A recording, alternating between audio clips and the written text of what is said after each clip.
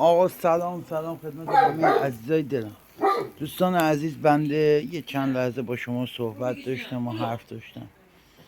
عرضم به حضور شما که بنده کانالمو تقریبا 3 ماهی که راه اندازی کردم برای درآمدزایی، چون واقعا به درآمدش نیاز دارم. عرضم به حضور شما که این کانالو من الان بهم گفته بودن به 1000 تایی برسه شروع میشه به درآمدزایی، اما باید به تایمی که دیدن داره فکر کنم برسه، اونم 1500 ساعتی همچی چیزی. حالا کاری نداره، من با شورتس ویدیو میذارم چون تایماش خیلی پایینه، برای همین اونقدری که من میخوام در نمیاد.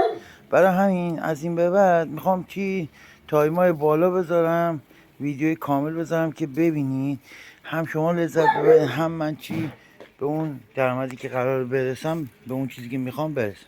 امشب جاتون خالی اومدیم سر باغ.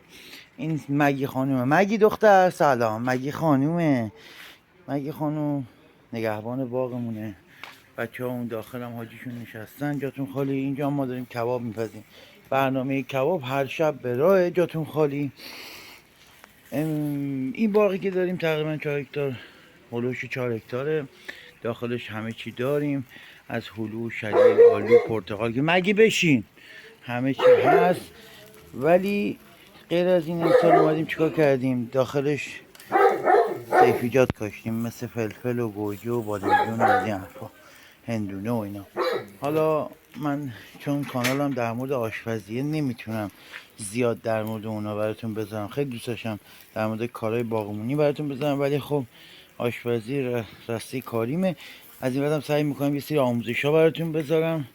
لطف میکنید نگاه کنید، حمایت کنید، خیلی ازتون تشکر میکنم. دوست ندارم که به قول گفتنی اون چی میگن، اون چیزی که فکر میکنید سوء استفاده باشه نیست، نه، فقط دوست دارم کمک کنید، همین. یه دکمه سابسکرایب زدن و به قول گفتنی یه لایک کردن با یه دونه پیام گذاشتن در حد 30 ثانیه کلا وقتتون رو میگیره.